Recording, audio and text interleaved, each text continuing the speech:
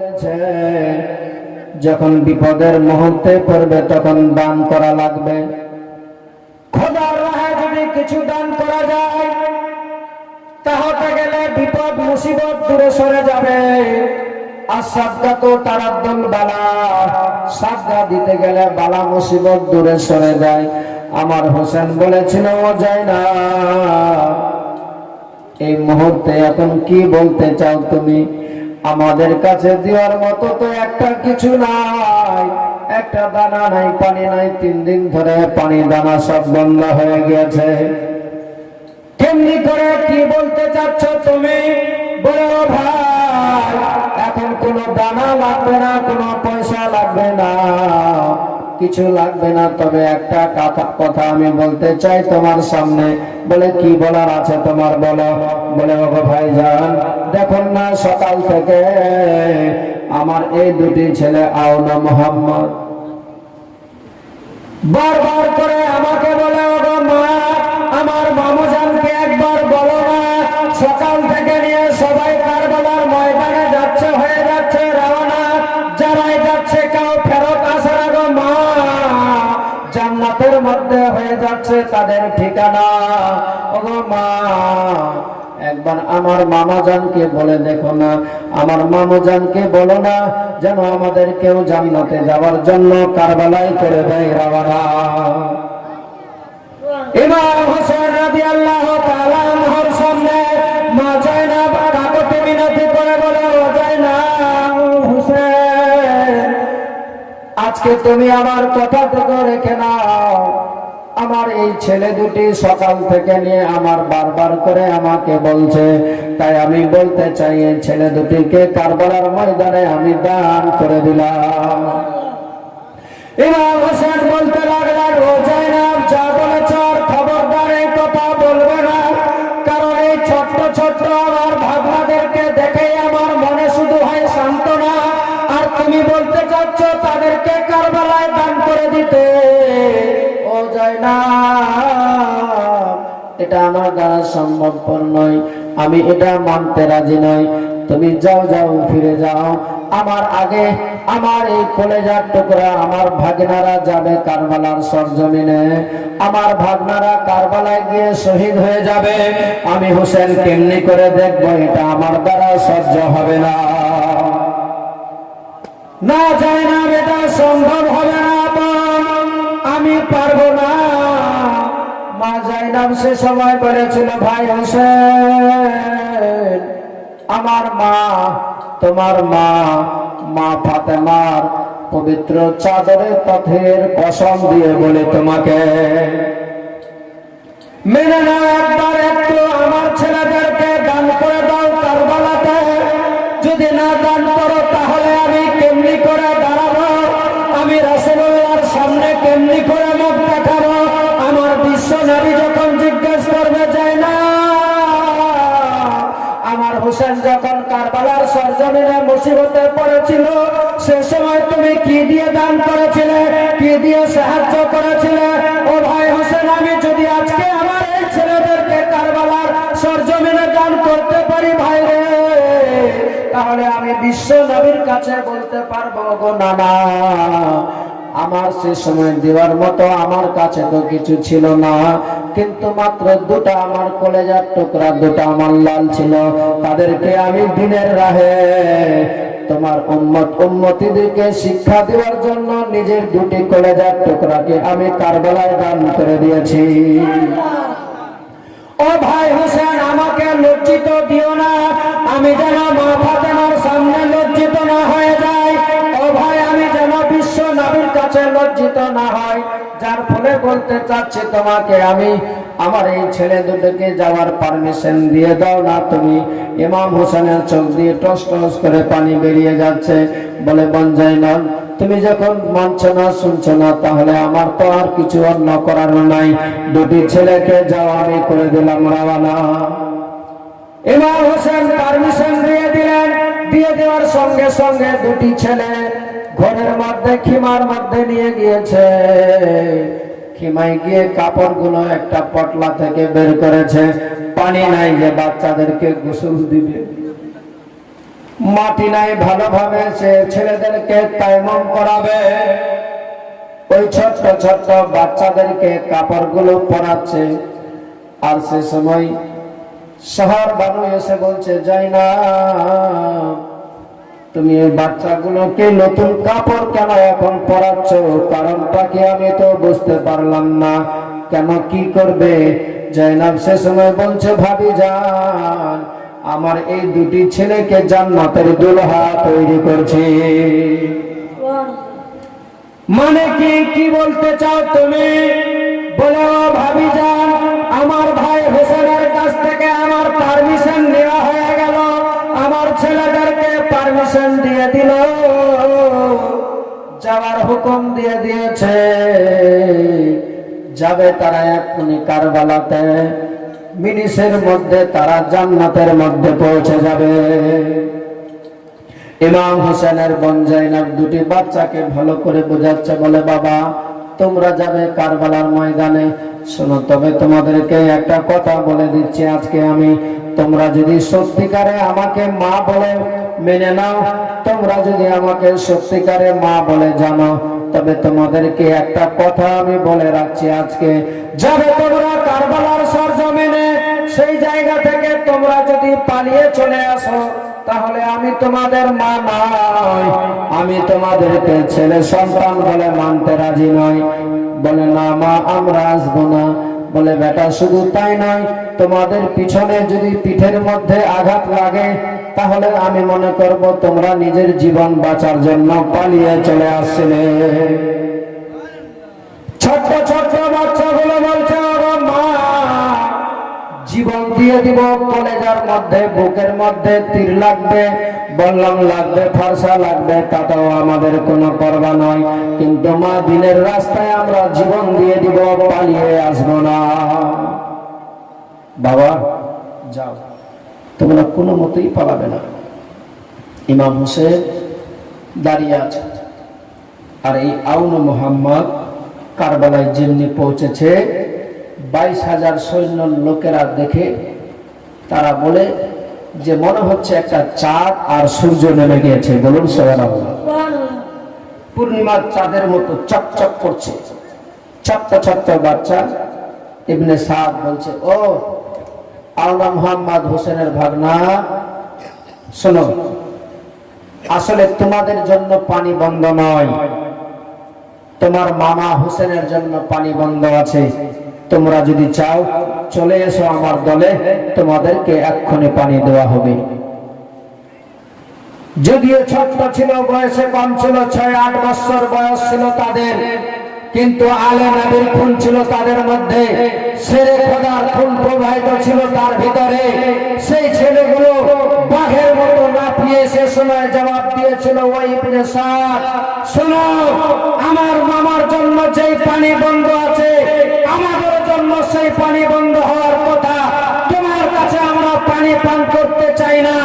ইসলাম কাকে বলে শিক্ষা দিব পৃথিবীর মানুষকে। আমাদের জন্য পানি নিয়ে অপেক্ষা করছে হাউজে কাউসারের মধ্যে বিশ্ব নবী। বলুন সুবহানাল্লাহ।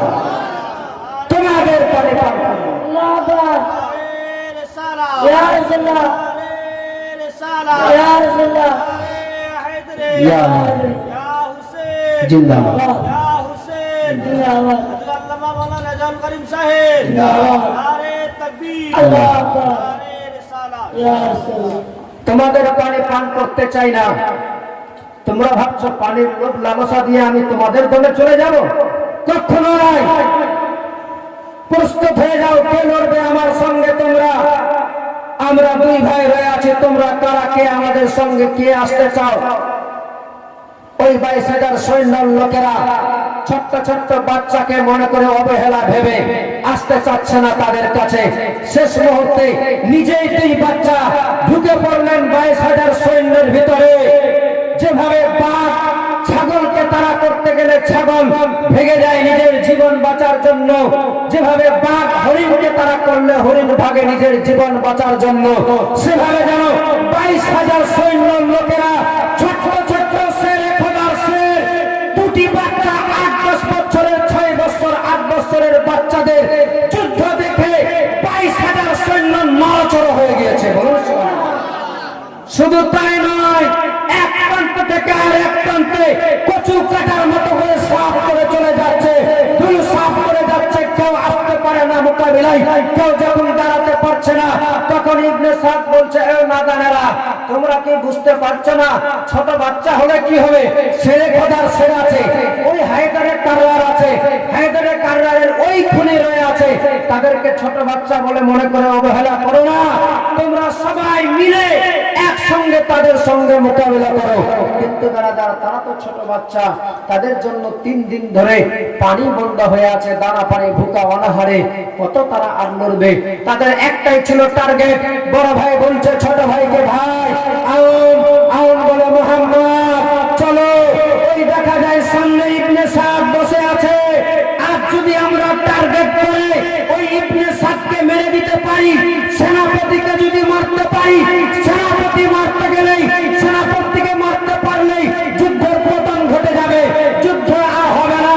আমার মামা হুসেনের আসার প্রয়োজন করবে না, আমরা এই যুদ্ধের ফিনিশিং টেনে দেব। বলুন সুবহানাল্লাহ। ভাই চলো তাড়াতাড়ি করে আমরা দুইজনায় আমরা টানবো যুদ্ধের ফিনিশিং, আর কারো আসার দরকার পড়বে না। কিন্তু যুদ্ধ যে শেষ হবে না, এটা যে ইমাম হোসেনের ভাগনা আওনা মুহাম্মদের জানা ছিল না। কারণ ইমাম হোসেন যতক্ষণ পর্যন্ত কারবালায় আসবে না, ততক্ষণ পর্যন্ত যুদ্ধ যে আর সমাপ্ত হবে না। তারা নিজের টার্গেটে ছুটে যাচ্ছিল মারার জন্য, একই রকম ধুলো সাফ করে মেরে যাচ্ছে। কিন্তু শেষ মুহূর্তে এই বেঈমান জালিমেরা, জাহান্নামীরা, শীস বিন সাস বলে একজন জালিম, পিছন দিক থেকে জোর করে এমন একটা খুঞ্জর মারলো, পিঠের মধ্যে লেগে গেল।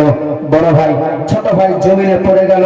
সঙ্গে সঙ্গে নিজে আউন এসে আবার বড় ভাই ছোট ভাইকে বুকের মধ্যে লাগাবে, লাগার সাথে সাথে পিছন দিক থেকে জালিম আবার জোরে এমন করে মারলো, দুই ভাই মিলে জান্নাতের মধ্যে পৌঁছে গেল। সকলে পড়ুন ইন্না লিল্লাহি ওয়া ইন্না ইলাইহি রাজিউন। ইমাম হোসেন যেমনি ওই দুই ছেলে শহীদ হয়ে গেল, সঙ্গে সঙ্গে চিৎকার করে বলে, হুসেন নিয়ে যাও তোমার ভাগনাদেরকে। সালামদার আব্বাস ইমাম হোসেন নিজে গিয়ে নিজের ভাগনার আওনা মুহাম্মদকে তুলে এমন অবস্থা করে দিয়েছে, ঝোলার মধ্যে ভরে ভরে নিয়ে আসলেন। এসে পৌঁছেছে, কোনো জায়গাতে হাত কেটে গেছে, কোনো জায়গা থেকে পা ছুটে যাচ্ছে। সেই অবস্থাতে ইমাম হোসেন নিয়ে এসে বলছেন, ও জাইনাব, জাইনাব রে, যেটা তোমার মনে আশা ছিল, যেটা বাসনা ছিল, আল্লাহ তোমার কবুল করে নিয়েছে। ও জাইনাব, তোমার ছেলেরা জান্নাতে চলে গিয়েছে, চিরতরে তারা বিদায় হয়ে চলে গিয়েছে। জাইনাব, যা তুমি চেয়েছিলে আল্লাহ কবুল করে নিয়েছে। সঙ্গে সঙ্গে ও মায়েরা শুনুন মন দিয়ে, কেমন মা জাইনাব ছিল, যেমনি শুনেছে আমার দুটি সন্তান তারা দুনিয়া থেকে বিদায় নিয়ে চলে গেল, সঙ্গে সঙ্গে 2 রাকাত নামাজ আদায় করে খোদার দরবারে হাত তুলে দোয়া করে বলে, রব্বুল আলামিন, এই আমার আওনা মুহাম্মদ কারবালার সরজমিনে গেল, দিনের রাহে শহীদ হয়ে গিয়েছে গো আল্লাহ। এই আমার আওনা মুহাম্মদকে তুমি কবুল করে নাও। আজকে এই জায়নাব বলে, রব্বুল আলামিন যদি আমার এইভাবে আওনা মুহাম্মদ যেভাবে গেল আজকে, খোদা তাআলা তুমি যদি আমার গর্ভে 100 সন্তান দিতে, তাহলে আমি তাদেরকে দিনের রাহে আজকে সকলকে আমি কারবালার ময়দানে দান করে দিতাম। আমার হোসেন বলতে লাগলেন, ও জাইনাব, আর কেঁদো না, চোখে আর পানি এনো না, আমার আল্লাহ তোমার দোয়াকে কবুল করে নিয়েছে। তোমার মনের আশা বাসনা কামনা সমস্ত কিছু কবুল করে নিয়েছে ফাতেমা। ও জাইনাব, এই কথা বলতেই আছে, অনেক লম্বা ইতিহাস আছে, আর অনেকে গিয়েছিল। শেষ মুহূর্তে আবার ইমাম হাসানের ছেলে কাসিম এসে পৌঁছেছে, বলছে, চাচা যা একটা কথা বলুন তো চাচা। বলে, কি বলতে চাও ভাতিজা বলো। বলে, চাচা গো, আপনি কি আমাকে নিজের বংশের ছেলে মনে করেন না? এটা কি কথা বলছো তুমি? এটা কি ধরনের কথা? বলে, হ্যাঁ চাচা, আপনি কি আমাকে নিজের বংশের ছেলে মনে করেন না গো চাচা? বলে, কেন ভাতিজা, কেন এমনি করে তোমার মুখ দিয়ে কথা? কি বলতে চাও তুমি, কি বুঝাতে চাও তুমি? বলে, চাচা গো, সকাল থেকে নিয়ে এখন পর্যন্ত একেবারে দেখলে সবাই যাচ্ছে কারবালাতে, আর সাথে সাথে তারা জান্নাতের মধ্যে জায়গা পেয়ে যাচ্ছে। আমার ফুফুজান জাইনাবের দুটি ছোট্ট ছোট্ট বাচ্চা, তারা জান্নাতে চলে গেল, ভোর বেড়ে যে জান্নাতে চলে গেল। আমার চাচা সালামদার আব্বাস সেও জান্নাতে চলে গেল। ওগো চাচা, আপনি কেন আমাকে পারমিশন দিচ্ছেন না গো চাচা? আমি মনে করি আপনি কি আমাকে বংশের ছেলে মনে করেন না? যদি সত্যি আপনি আমাকে নিজের ভাতুষপুত্র ভাতিজা মনে করতেন, তাহলে আমাকে কারবালায় যাওয়ার পারমিশন দিতে। ইমাম হোসেনের কথা যখনই শুনেছে, ইমাম হোসেনের চোখ দিয়ে যেন টস টস করে পানি বয়ে যেতে লাগলো। ইমাম হোসেন বলতে লাগলেন, ও কাসিম, তোমার এইভাবে কেন কথা বলছো তুমি? কারণ তোমার সব জানা আছে, একটাই মাত্র স্মৃতি রয়ে আছো তুমি। আজকে গিয়ে যদি তুমি শহীদ হয়ে যাও, তাহলে আমার ভাই হাসানের আর স্মৃতি থাকবে না। কাসিম, তুমি তো একটা আমার মন পুঁজি, কিন্তু তুমি কেন যেতে চাচ্ছ? বলে, চাচা, সবাই গেল, আমার কি ইচ্ছা নাই? আমি যাব চাচা, আমাকে পারমিশন দেন না চাচা। ইমাম হোসেনের চোখ দিয়ে শুধু টস টস করে পানি বয়ে যাচ্ছে। কাসিম বলছেন, চাচা যান, আমাকে যাওয়ার পারমিশন দেন। আমার ইমাম হোসেন বলতে লাগলেন, ও কাসিম, তোমাকে আমি কোনো সময় চাই না যে আমার চোখের আড়াল হয়ে যাও তুমি, যার ফলে তোমাকে আমি সকাল থেকে নিয়ে এখন পর্যন্ত পারমিশন দিতে পারিনি। ইমাম হোসেন সে সময় যেমনি এই কথাটা বলেছে, বলার সঙ্গে সঙ্গে আবার কাসিম বলছে, চাচা যান, আমার আব্বা বলে গিয়েছিল একটা আমাকে কথা, বলে, ও কাসিম রে, যখন তুমি বড় মুসিবতে পড়বে, বিপদের টাইমে পড়বে, সে সময় তুমি তোমার গলের মধ্যে যে একটা তাবিজ রেখে গেলাম, সেই তাবিজটা খুলে দেখবে, আর যা যা লেখা থাকবে সেই অনুপাতে কাজ করবে। বলে, চাচা, আজকে আমি মনে করি চাচা গো, আজকের থেকে আর বড় মুসিবত কোনোদিন আসতে পারে না আমাদের জীবনে। সঙ্গে সঙ্গে ইমাম কাসিম গলা থেকে তাবিজটাকে খুলে নিয়ে দেখছে যেন তাবিজ নয়, একটা তাবিজ রূপে একটা বিশাল বড় চিঠি লেখা আছে ইমাম হোসেনের নামে। কাসিম রাদিয়াল্লাহু তাআলা আনহু বলতে লাগলেন, চাচা দেখুন না চাচা গো, আমার আব্বা চিঠি লিখে দিয়েছে গো চাচা, তোমার নামে চিঠিটা আছে। ইমাম হোসেন চিঠিটা পড়ে যেন দেখছে, চিঠির মধ্যে লেখা আছে, ভাই হোসেন, আমি আমার বিশ্ব নবীর মুখ থেকে শুনেছি যে তোমাকে যেতে হবে কারবালার সরজমিনে। তোমার সঙ্গে যারা সঙ্গপন্ন থাকবে, খাদিম খদ্দাম মাওয়ালি হাওয়ালি যারা তোমার আশিক দিওয়ানারা থাকবে, সবাই শহীদ হয়ে যাবে, তোমাকে দুনিয়া ছেড়ে বিদায় হয়ে চলে যেতে হবে। ও কাসিম, ও হোসেন রে, আজকে আমি শেষ মুহূর্তে একটা কথা বলে যাই তোমাকে, তোমার সঙ্গে আমার এই ছেলে থাকলো, আমার একটাই মাত্র সন্তান আছে যার নাম কাসিম। এই কাসিম যদি তোমার সঙ্গে কারবালার সরজমিনে যায়, তাহলে তুমি কাউকে না পাঠিয়ে সর্বপ্রথমে আমার কাসিমকে কারবালায় পাঠাবে। কারণ আমার এই কাসিম যদি শহীদ হয়ে যায়, কাসিমের রক্ত আমার রক্তের মধ্যে আছে, সে সময় আমার রাসূলুল্লাহর সামনে আমি বলতে পারবো ভালোভাবে। আর যদি তুমি না পাঠাও ভাই হোসেন, আমার নানার কাছে আমি মুখ দেখাতে পারবো না, বড় লজ্জিত হয়ে যাব। চিঠিটা দেখে ইমাম হোসেনের চোখ দিয়ে শুধু পানি, আর মুখ দিয়ে কোনো কথা বের হচ্ছে না ইমাম হোসেনের। সেই মুহূর্তে লাস্টের দিকে ইমাম হোসেন বলছে, বাবা যাও, তোমাকেও আমি করে দিলাম রওনা। ইমাম হোসেন রাদিয়াল্লাহু তাআলা আনহু যেমনি বলেছে, বলার সঙ্গে সঙ্গে কাসিম রেডি হয়ে গেলেন, চলে গেলেন ফুফুজানের কাছে। বলে যায় না, ফুফুর কাছে গিয়ে বলছে, ফুফুজান যেমনি সবাইকে রওনা করেছেন, নিজের সন্তানদেরকে রওনা করলে, জান্নাতে তাদেরকে পাঠিয়ে দিলে, আজকে আমি তোমারও ভাইয়ের ছেলে কাসিম আছি, আমাকেও কারবালায় যাওয়ার পারমিশন দিয়ে দাও গো ফুফু। মা সাহারবানুর কাছে গিয়ে বলে, মা একটু আমাকে কারবালায় যাওয়ার পারমিশন দাও না গো মা। সবার কাছ থেকে পারমিশন নিয়ে বেরিয়ে যাচ্ছেন ওই কাসিম রাদিয়াল্লাহু তাআলা আনহু। তার শরীরের মধ্যে একটা ভালো জামা পর্যন্ত ছিল না। কেমন করে তারা কষ্ট সহ্য করেছিল, আল্লাহ তাআলা তাদেরকে কেমন ধৈর্য সবুর দিয়েছিল। ইমাম কাসিমের কাছে একটা ভালো জামা পর্যন্ত ছিল না, ভালো একটা তরবারিও ছিল না, একটা ঘোড়া পর্যন্ত ছিল না। লাস্ট অবধি ইমাম কাসিম নিজে একটা তরবারি নিয়ে হাঁটতে হাঁটতে কারবালায় পৌঁছে গেছে।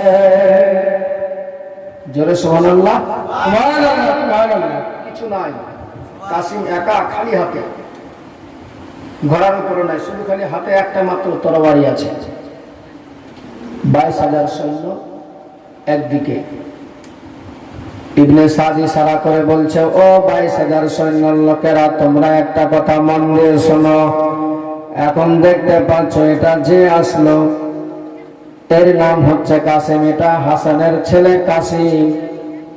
এটা 19 বছরের ছেলে, মনে করে তাকে তোমরা কেউ অবহেলা করো না। কারণ এই শেরে খোদার খুন তার মধ্যে আছে, ভুলে যেও না সেই দিনের কথা, যেই দিনে হযরত আলী শেরে খোদা খাইবারের যুদ্ধ করতে করতে ঢাল ভেঙে যাওয়ার কারণে খাইবারের দুর্গ করে লোহার কপাটকে টেনে ঢাল বানিয়ে যুদ্ধ জয়লাভ করে 20 গজ দূরে 40 হাত দূরে চালিয়ে ফেলে দিয়েছিল। সে সময় বড় বড় পাহালমান 40 জন মনে করেছিল ওই লোহার কপাটটাকে চারবে বলে মনে করেছিল, কিন্তু হেলাতেও পারেনি। ইবনে সাদ মনে করে নিচ্ছে তাদেরকে যে তারই খানদান, তারই আওলাদ, তাকে 19 বছরের ছেলে মনে করে অবহেলা করো না। খুব হুঁশিয়ার। কে যাবে? বিশাল বড় নামি দামি যোদ্ধা, যার নাম আরজাক পাহালমান। কি নাম? আরজাক। কাসিম দাঁড়িয়ে আছে মাঠে। ইবনে সাদ বলছে, আমি মনে করি যে উপযুক্ত এই কাসিমের সঙ্গে মোকাবিলা করতে গেলে সাধারণ কাউকে পাঠিয়ে সম্ভব হবে না। তবে আমার মন বলে যে তুমি এই আরজাক, তুমি যদি যাও তবে স্বভাব হবে, নচেত সম্ভবপর হবে না। এই অহংকারিতায় বলছেন, হুজুর এটা তো আমার তৌহিন হবে, এটা আমার অবমাননা করা হবে। একটা সামান্য 19 বছরের ছেলে, যার নাম ইরানে, যার নাম সিরিয়াতে, যার নাম কুফাতে, যার নাম বাসরাতে, যার নাম দামেস্কে, সব জায়গাতে আমার নাম ছড়িয়ে আছে, আর একটা সামান্য 19 বছরের ছেলের কাছে যেতে বলছেন আপনি আমাকে? এটা কি করে হয়? যে নিয়ে এই কথা বলেছে ইমাম হুসেনের কথাটাকে আবার ইবনে সাদ মনে করাচ্ছে, ভুলে যেও না এই হুসেনের আওলাদ আছে, কাসিমের সন্তান আছে। বলে হুজুর আপনাকে চিন্তা করতে হবে না, তবে একটা কথা বলতে চাই, দেখুন না, আমার যাওয়ার প্রয়োজন পড়বে না, আমারও চারটা বড় বড় উপযুক্ত তাদেরকে যুদ্ধ শিখিয়েছি আমি। এক্ষুনি আমার বড় ছেলেকে পাঠাচ্ছি, দেখুন মিনিটের মধ্যে কাসিমের মাথা কেটে আপনার চরণ তলে হাজির করে দিবে। হবে তো? বলে হ্যাঁ। বলে পাঠাও তাহলে। বড় ছেলে গেছে, বড় ছেলে গিয়ে তরবারি বের করে কাসিমের উপরে চালাবে কি তার আগেই কাসিম এমন জোরে তরবারি মারল তাকে, সে জাহান্নামের মধ্যে পৌঁছে গেল। আর ওই তরবারিটাকে নিয়ে ইমাম হোসেন নিজের কোমরের মধ্যে ওই আরজাক পাহলমানের বড় ছেলেকে যে কাটলো, সেই তরবারিটা নিজের কোমরের মধ্যে ধরে নেবে। ইবনে সাদ বলছে, আমি বলেছিলাম না, দেখলে গেল। বলে জাহাপানা, এর হয়তো মনে হয় কোনো পাইতারা ভুল হয়েছে, যুদ্ধের সিস্টেমটা হয়তো মিস করে দিয়েছে বলে এটা মিস হয়ে গেল। আবার দ্বিতীয়টা পাঠাচ্ছি। দ্বিতীয় গেল, তাকে মিনিটের মধ্যে তার দেহ থেকে মাথা আলাদা করে দিল। তৃতীয় গেল, তাকে ঘোড়া থেকে এমন ঘোড়ার উপরে জোরে তরবারি চালালো, ধামাস করে নিচে তার বডিটা পড়ে গেল। চতুর্থ আসলো, তাকেও এমন জোরে তরবারি মারলো, ফুটবলের মতো তার মাথাটাকে উড়াতে লাগলো। ইবনে সাদ বলছে, আমি বলেছিলাম না যে সম্ভব হবে না। গেলেও তোমার চারটি ছেলে চলে গেল, পারলে? এবার আরজাক পাহলমান দাঁতের পর দাঁত কাটে, বিশাল বড় দেহতা, হাতির মতো চেহারা। ওই আরজাক পাহলমান এবার রেগে আর সহ্য না করতে পেরে রেডি হয়ে সামান সরঞ্জাম নিয়ে কারবালার মধ্যে গিয়ে পৌঁছে গিয়েছে। বলে, কাসিম, আমার চারটি ছেলেকে তুমি শেষ করেছ, তাতে আমার কোনো দুঃখ নাই। তবে আমার ছেলেদের হয়তো কোনো পাইতারা ভুল হয়েছিল, যুদ্ধের সিস্টেম মিস করেছে। তবে শুনো, আজ এই কাসিম, তুমি আজকে তোমার সামনে যে আরজাক দাঁড়িয়ে আছে, তুমি ভাবো না এই আরজাকের নাম ইরানে, এই আরজাকের নাম সিরিয়াতে, সারা পৃথিবীতে আমার নাম ছড়িয়ে আছে। শুধু পৃথিবীতে নয়, আমার এই তরবারি যদি একটা পাহাড় করে পাহাড় পর্যন্ত কেঁপে যায়, আজ তুমি রেহাই পাবে না আমার কাছে। সে সময় কাসিম বলেছিলেন যে, ও আরজাক, তুমি ইরাকে, ইরানে, সিরিয়াতে বিশাল বড় যোদ্ধা হতে পারো, অন্যের জন্য তুমি বিশাল অনেক কিছু হতে পারো, তবে শোনো, আমার কাছে তোমার একটা মাছি চাইতে বেশি দাম নাই। জোরে বলেন, তুমি অন্যের জন্য বিশাল বড় যোদ্ধা হতে পারো, তবে আমার কাছে একটা তোমার মাছি চাইতে বেশি দাম নাই, তুমি ভুলে যেও না। বলে, তোমাকে কি ভয় লাগে না? তুমি কার সামনে কথা বলছো? বলে, অত ডিংবাজি মারলে হবে না, সময় কথা বলবে। এই রেগে আরজাক পাহলমান সঙ্গে সঙ্গে লোহার শিকল কাসিমের উপরে চালিয়েছে। কাসিম রাদিয়াল্লাহু তাআলা আনহু 19 বছরের ছেলে ছিল বাবা, যার পেটের মধ্যে কোনো দানা ছিল না, যার পেটে কোনো এক ফোঁটা পানি গিয়েছিল না। 3 দিন ধরে ভুকা পিয়াসা অনাহারে একই অবস্থাতে শুয়ে আছে, সেই জায়গাতে কারবালার মতো সরজমিনে রয়ে আছে। আজ সেই কাসিমের উপরে লোহার শিকলকে দিয়ে চালিয়ে দেওয়া হয়েছে। লোহার শিকল যেমনি টান মেরেছে, কাসিমের হাত পর্যন্ত বাধা হয়ে গিয়েছে। কাসিম ভাবছে, আল্লাহ তাআলা, এই মুহূর্তে তো আমার হাতও ছুটানো যাচ্ছে না। সে সময় নারায়ে সালাত বলে জোর করে যেমনি তকবীর লাগিয়েছে, দেওয়ার সাথে সাথে খোদার হুকুমে করমার করে লোহার শিকল ছিঁড়ে গিয়েছে। যখন থামতে পারলো না, এবার আরজাক তরবারি চালাচ্ছে, কাসিম থেমে নিচ্ছে, কাসিম চালাচ্ছে, আরজাক থেমে নিচ্ছে, আরজাক চালায়, কাসিম থেমে নেয়। কাসিম আরজাককে ফেলতে পারে না, কাসিম আরজাককে ফেলতে পারে না, আরজাক কাসিমকে ফেলতে পারছে না, কেউ যখন কাউকে ফেলতে পারে না, লাস্টের দিকে শেষ মুহূর্তে কাসিম বলছে, ও আরজাক, শুনেছিলাম তুমি বিশাল বড় যোদ্ধা, কিন্তু দেখো দেখো আজকে তোমার ঘোড়ার পালঙ্কখানা খসে পড়ছে।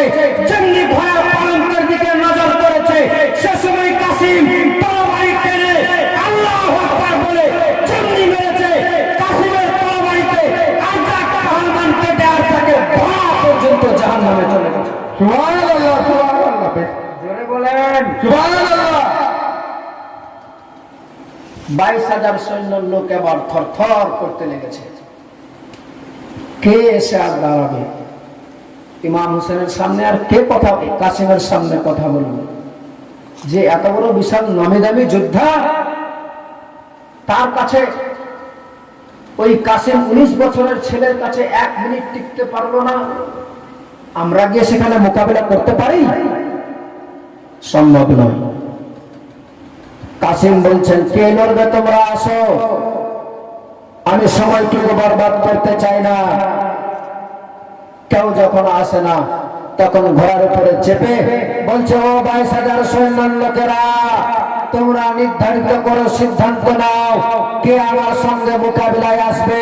ততক্ষণে আমার মামুজানের কাছ থেকে আমি একটু পারমিশন দেখা করে আসি। বলুন সুবহানাল্লাহ।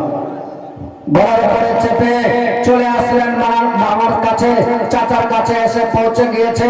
বলে, চাচা যান, আলাতাস আলাতাস, চাচা গো, পিপসাই কলেজা ফেটে যাচ্ছে চাচা, আর সহ্য করতে পারছি না চাচা, একটা ফোঁটা পানি হবে না চাচা, যদি একটা ফোঁটা আমার মুখের মধ্যে পানি যায়, আল্লাহর কসম করে বলি চাচা, কারবালার সরজমিনে কারো যাওয়ার দরকার পড়বে না, এই কাসিম একাই যুদ্ধ জয়লাভ করে দিবে। সুবহানাল্লাহ, সুবহানাল্লাহ। চাচা একটা ফোঁটা পানি চাই চাচা, কলেজা ফেটে যাচ্ছে চাচা গো, পিপাসায় আর সহ্য হচ্ছে না চাচা, একটু পানি পাবো না? সে সময় ইমাম হোসেন বলেছিলেন, বলে, ও ভাতিজারে, এই মুহূর্তে দিওয়ার মতো তো আমার কাছে কিছু নাই। পৃথিবীর মানুষ আমার বাড়িতে মা ফাতেমার কাছে কোনোদিন কোনো সওয়ালি এসে সওয়াল করেছে, ফেরত ফেরত চলে গেছে, এমন কোনো ইতিহাস নাই। নবীর বাড়িতে, নবীর বেটি ফাতেমার বাড়িতে, আমাদের বাড়িতে যখন যারা এসেছে সওয়াল করেছে, নিজে না খেয়ে সওয়ালির মুখে খাওয়ার অন্ন দেওয়া গিয়েছে। কাসিম রে, আজকে তুমি আসে যে সওয়াল করেছো, আজকে আমার কাছে যে দেওয়ার মতো, তোমার কাছে কিছু, তোমাকে দেওয়ার মতো যে কিছু নাই, দিব আমি কি? তবে কাসিম বারবার করে বলছে, চাচা চাচা, আর কি পোষার জ্বালা সহ্য করতে পারছি না চাচা, একটা ফোঁটা যদি পানি হয় চাচা, আমার জন্যই যথেষ্ট হবে। কারবালার সরজমিনে কারো আর দরকার পড়বে না চাচা। সে সময় ইমাম হোসেন সাহায্য কি দিবেন? দেওয়ার মতো তো কিছু দিচ্ছিল না, শুধুমাত্র ছিল মাত্র একটাই সান্ত্বনা। ইমাম হোসেন বলছে, বাবা তুমি চিন্তা করো না, মুখ হা করো, আমি তোমার চাচা রয়ে আছি, দিচ্ছি তোমার মুখে খাওয়ার দানা। বলুন সুবহানাল্লাহ, সুবহানাল্লাহ, সুবহানাল্লাহ। কি দিয়েছিল ভাই, দেখুন না কি ছিল তাদের ঈমান। আমাদেরকে বুঝার জন্য কেমন কেউ কি করেছেন তারা, ধৈর্য সবুর শুকুর কাকে বলে, কি জিনিস বুঝিয়েছেন পৃথিবীর মানুষকে, কি এমন খাবার দিচ্ছে, এটুকু আমি আপনাদের মাঝে বলার আগে দেখবো আপনাদের মাঝে যে আলে নবী, নবী খানদান, গৌসে পাকের সন্তান